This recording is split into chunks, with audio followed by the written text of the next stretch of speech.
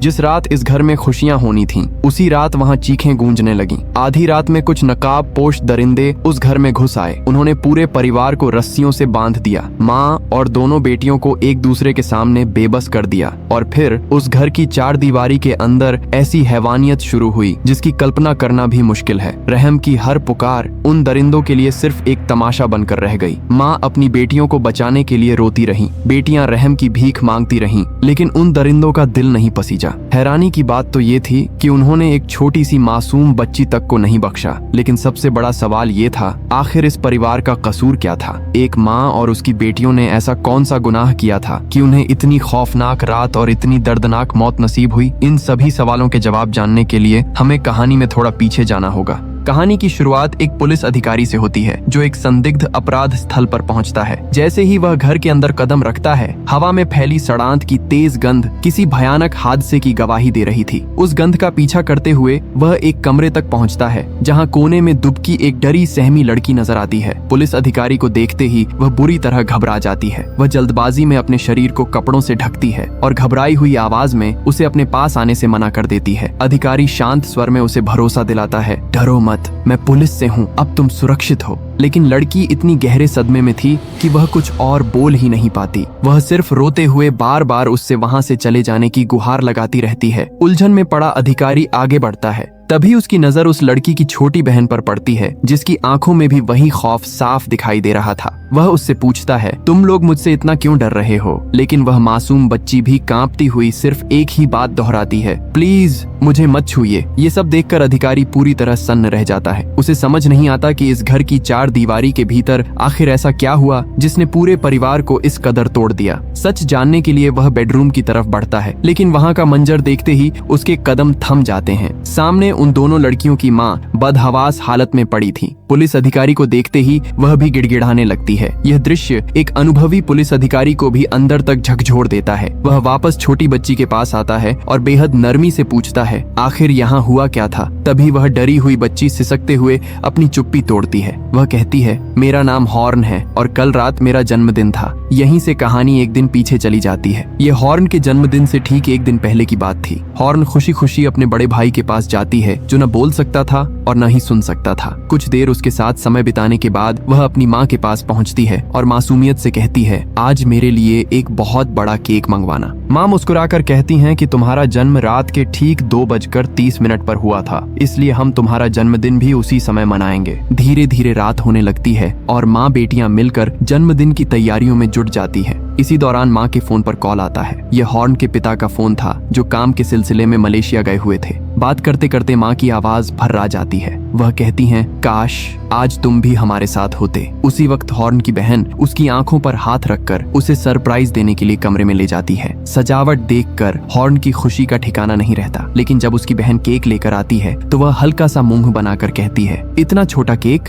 वह केक वापस फ्रिज में रख देती है और जिद करती है कि अब इसे सीधे रात 2:10 बजे ही काटेगी। रात काफी हो चुकी थी, इसलिए माँ सभी बच्चों से कहती है कि अब जाकर आराम से सो जाओ। सब अपने अपने कमरों में चले जाते हैं, लेकिन हॉर्न की आंखों से नींद कोसों दूर थी। जन्मदिन का उत्साह उसे सोने ही नहीं दे रहा था। करीब 11 बजे उसकी नींद खुल जाती है। वह पहले अपनी बहन को जगाने की कोशिश करती है, लेकिन वह गहरी नींद में सो रही थी। फिर हॉर्न माँ के कमरे में जाकर शिकायत करती है कि उसे बिल्कुल नींद नहीं आ रही। माँ उसे प्यार से समझाती हैं और वापस जाकर सोने के लिए कहती हैं। हॉर्न कमरे से बाहर आकर हॉल के सोफे पर ही लेट जाती है। इंतजार करते करते कुछ ही देर में उसकी आंख लग जाती है, लेकिन ठीक रात 12 बजे उस शांत घर के अंदर एक खौफनाक साया दाखिल होता है। उस अनजान आदमी का चेहरा पूरी तरह नकाब से ढका हुआ था और उसके हाथ में एक तेज धार वाला चाकू चमक रहा था। वह नकाबपोश दबे पांव घर के अंदर बढ़ता है। तभी उसकी नजर सोफे पर गहरी नींद में सो रही हॉर्न पर पड़ती है। उसे सोता देखकर वह बिना कोई आवाज किए मुख्य दरवाजे तक पहुंचता है और धीरे से उसकी कुंडी खोल देता है। दरवाजा खुलते ही बाहर अंधेरे में छिपे उसके बाकी साथी भी एक एक करके घर के अंदर दाखिल हो जाते हैं। उन सभी के हाथों में घातक हथियार थे।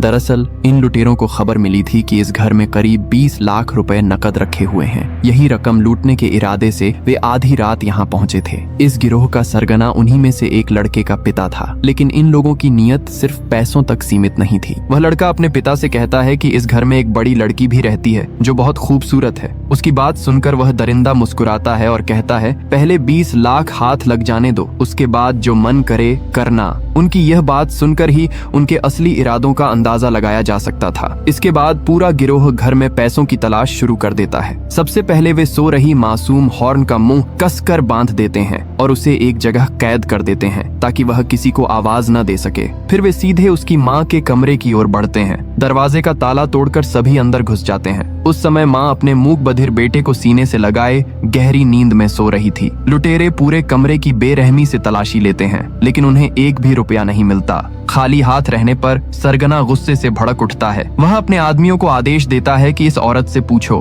पैसे कहाँ छिपाए हैं। वे माँ को झकझोर कर उठा देते हैं और उसकी गर्दन पर हथियार रख देते हैं। मौत को इतने करीब देखकर वह बुरी तरह कांप उठती है और हाथ जोड़कर उनसे रहम की भीख मांगने लगती है, लेकिन उन दरिंदों के दिल में जरा भी दया नहीं थी। वे उसे घसीटते हुए हॉल में ले आते हैं। रोते हुए माँ बार बार बस यही कहती रहती है, मेरे पास 20 लाख रुपए नहीं है, घर में जो कुछ भी है मैं सब तुम्हें दे दूंगी, बस मेरे बच्चों को कुछ मत करना। इसके बाद वह घर में रखे सारे पैसे लाकर उनके सामने रख देती है, लेकिन उन पैसों की कुल रकम सिर्फ कुछ हजार रुपए ही थी। इतने कम पैसे देखकर गिरोह का सरगना गुस्से से आग बबूला हो जाता है। वह चीखते हुए पूरे 20 लाख रुपए की मांग करने लगता है। बेबस माँ उसके पैरों में गिरकर रहम की भीख मांगती है, लेकिन तभी वे दरिंदे उसके मासूम बेटे को पकड़ लेते हैं। अपने बेटे की जान खतरे में देखकर माँ मजबूरी में उनकी हर बात मानने लगती है। अब लुटेरों को शक होता है कि शायद इतने पैसे बड़ी बेटी के कमरे में छिपाए गए हैं। वे माँ की कनपटी पर हथियार रखकर उसे बेटी का दरवाजा खुलवाने के लिए मजबूर करते हैं।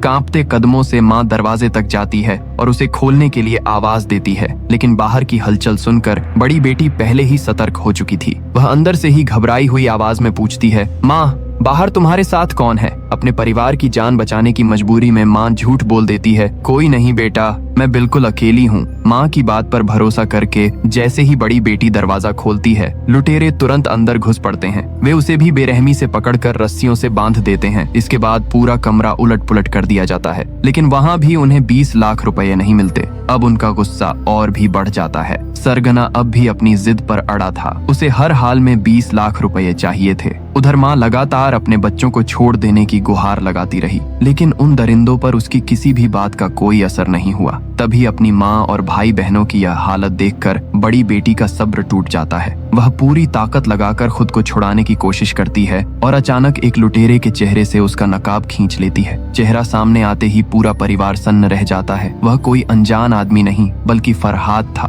वही रिक्शा चालक जो रोज उन बच्चियों को स्कूल छोड़ने जाया करता था। ये सच सामने आते ही माँ का दर्द गुस्से में बदल जाता है। वह फरहाद पर टूट पड़ती है और रोते हुए कहती है, मैंने तो तुम्हें हमेशा एक अच्छा इंसान समझा था। माँ की बात सुनकर वह लड़की फूट फूट कर रो पड़ती है और कहती है, मैंने तुम्हें हमेशा एक अच्छा इंसान समझा था, लेकिन तुम तो इंसान नहीं, दरिंदे निकले। इतना कहते ही बाकी लुटेरे भी अपने अपने नकाब उतार देते हैं। उनके चेहरे देखते ही पूरे परिवार के होश उड़ जाते हैं। वे कोई अनजान अपराधी नहीं थे, वे वही लोग थे जो कभी उनके घर या आसपास छोटे मोटे काम किया करते थे। यानी जिन पर इस परिवार ने भरोसा किया था, उन्हीं लोगों ने मिलकर उन्हें लूटने की साजिश रची थी। लेकिन यह सच सामने आने के बाद भी फरहाद का बाप बिल्कुल नहीं बदला। उसे अब भी सिर्फ उन 20 लाख रुपयों की पड़ी थी। आखिरकार बेबस माँ अंदर भागती है और घर में रखे अपने सारे गहने लाकर उनके सामने रख देती है। हाथ जोड़कर वह रोते हुए कहती है, मेरे पास अब बस यही बचा है, ये सब ले जाओ, लेकिन हमें छोड़ दो। मैं कसम खाती हूँ पुलिस को कुछ नहीं बताऊंगी। गहने देखकर फरहाद का बाप अपने ही साथी पर भड़क उठता है। उसी ने पूरे यकीन के साथ बताया था कि इस घर में 20 लाख रुपए रखे हैं। डरा हुआ वह आदमी सफाई देते हुए कहता है कि उसने मैडम को फोन पर किसी से 20 लाख रुपए की बात करते हुए सुना था। उसे समझ नहीं आ रहा था कि आखिर वे पैसे कहाँ चले गए। यह सुनकर माँ टूटे हुए स्वर में कहती है, अगर सच में मेरे पास इतने पैसे होते तो क्या मैं अपनी बेटियों की जान से बढ़कर उन्हें रखती? लेकिन उन दरिंदों पर उसकी बात का कोई असर नहीं हुआ। कुछ देर बाद फरहाद के बाप को भूख लगने लगी। वह माँ को आदेश देता है, किचन में जाओ, हमारे लिए पुलाव और चिकन बनाओ। अपने बच्चों की जान बचाने के लिए वह मजबूर माँ कांपते हाथों से किचन में खाना बनाने चली जाती है। लेकिन हॉल में हालात और भी डरावने होने वाले थे। माँ के जाते ही फरहाद और उसका साथी बड़ी बेटी को गंदी नजरों से घूरने लगते हैं। उनकी नीयत साफ बता रही थी कि वे कोई बेहद घिनौनी हरकत करने वाले हैं। उधर एक और दरिंदा धीरे धीरे सरकते हुए उस छोटी मासूम बच्ची के बिल्कुल पास जाकर बैठ जाता है। अपनी आंखों में आंसू लिए माँ किचन में उनके लिए पुलाव और चिकन बनाने में जुटी रहती है। वे दरिंदे आराम से बैठकर खाना खाते रहे, लेकिन पेट भरने के बाद भी उनका इरादा वहां से जाने का नहीं था। तभी फरहाद का बाप अपनी सारी हदें पार करते हुए माँ के सामने आ खड़ा हुआ। उसने एक बेहद शर्मनाक फरमान सुनाया। उसने कहा कि माँ और उसकी बड़ी बेटी तुरंत साड़ी पहनकर तैयार हों और उन सबके सामने नाचें। यह सुनते ही माँ का सब्र जवाब दे गया। वह गुस्से और बेबसी में चीख उठी, हमारा सब कुछ तो लूट लिया, अब और क्या चाहिए, यहाँ से चले जाओ। लेकिन उसका विरोध फरहाद के बाप को बिल्कुल पसंद नहीं आया। उसने उस बेबस माँ को बेरहमी से पीटना शुरू कर दिया। मारते मारते वह उसे बालों से घसीट कर कमरे में ले गया, बिस्तर पर पटक दिया और उसके मुंह पर साड़ी फेंकते हुए तुरंत तैयार होने का आदेश दिया। मजबूरी और डर के साए में माँ और उसकी बड़ी बेटी को जबरदस्ती साड़ी पहनाई गई और उन दरिंदों के सामने नाचने के लिए मजबूर किया गया। इसके बाद उस घर में इंसानियत को शर्मसार कर देने वाली घटनाएं घटने लगीं। फरहाद का बाप माँ को एक कमरे में ले गया, जबकि उसके बाकी साथी बड़ी बेटी को दूसरे कमरे में ले गए। इसके बाद उन दोनों के साथ बारी बारी से बेहद अमानवीय व्यवहार किया गया, लेकिन उनकी हैवानियत यहीं खत्म नहीं हुई। उनमें से एक दरिंदा उस छोटी मासूम बच्ची के पास भी पहुंच गया और उसकी मासूमियत तक को नहीं बख्शा। इतनी दर्दनाक कहानी सुनकर पुलिस अधिकारी अंदर तक सन्न रह जाता है। उसके माथे पर पसीना छलक आता है। खुद को संभालने के लिए वह हॉल में आता है और कांपते हाथों से एक सिगरेट जला लेता है। तभी उसका एक साथी दौड़ता हुआ वहां पहुंचता है और बताता है, सर, जानकारी के मुताबिक इस घर में 4 लोग रहते थे, लेकिन एक सदस्य अभी तक नहीं मिला। ये सुनते ही अधिकारी चौकन्ना हो जाता है। उसे एहसास होता है कि उसने अभी तक बाथरूम की जांच नहीं की। वह भारी कदमों से वहां पहुंचता है और धीरे से दरवाजा खोलता है, लेकिन सामने का दृश्य देखते ही उसके पैरों तले जमीन खिसक जाती है। फर्श पर उस मूक बधिर लड़के की लाश पड़ी थी।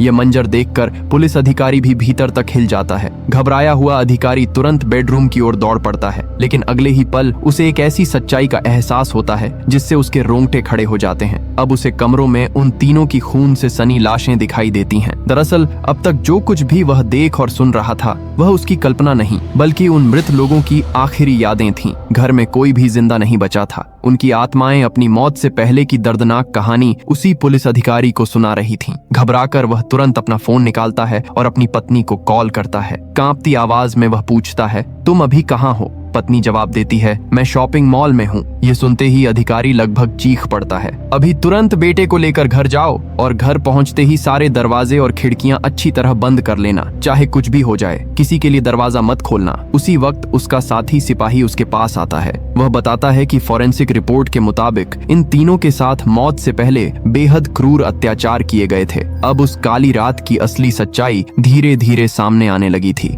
अपनी हैवानियत की सारी हदें पार करने के बाद उन अपराधियों को पहली बार पकड़े जाने का डर सताने लगा। तभी फरहाद का बाप अपने साथियों की तरफ देखकर ठंडे लहजे में कहता है, अब बचने का सिर्फ एक ही रास्ता है, इनमें से कोई भी जिंदा नहीं बचना चाहिए। अगर ये बच गए तो पुलिस तक सब कुछ पहुंच जाएगा और हम सब खत्म हो जाएंगे। उसकी बात सुनकर बाकी लुटेरे भी सन्न रह जाते हैं। वे घबराकर कहते हैं कि चोरी तक तो ठीक है, लेकिन किसी की जान लेना उनके बस की बात नहीं। मगर फरहाद के बाप पर उस वक्त खून सवार था। फरहाद के बाप ने अपने साथियों को इतनी बुरी तरह डराया और धमकाया कि आखिरकार वे भी इस खौफनाक नरसंहार का हिस्सा बनने पर मजबूर हो गए। इसके बाद उस घर में मौत का ऐसा तांडव शुरू हुआ जिसे सोचकर भी रूह कांप उठे। सबसे पहले वे लोग उस माँ के कमरे में पहुंचे। वह पहले ही बुरी तरह टूट चुकी थी, लेकिन उन दरिंदों ने उस पर जरा भी रहम नहीं किया और उसकी जान ले ली। अपने बच्चों को बचाने की आखिरी कोशिश भी उसी के साथ खत्म हो गई। इसके बाद वे बड़ी बेटी के कमरे की तरफ बढ़े। उस मासूम लड़की को भी नहीं बख्शा गया। कुछ ही पलों में उसकी जिंदगी भी हमेशा के लिए खत्म कर दी गई। फिर फरहाद का बाप उस आदमी की तरफ मुड़ा जो हॉर्न के पास खड़ा था। उसने इशारा किया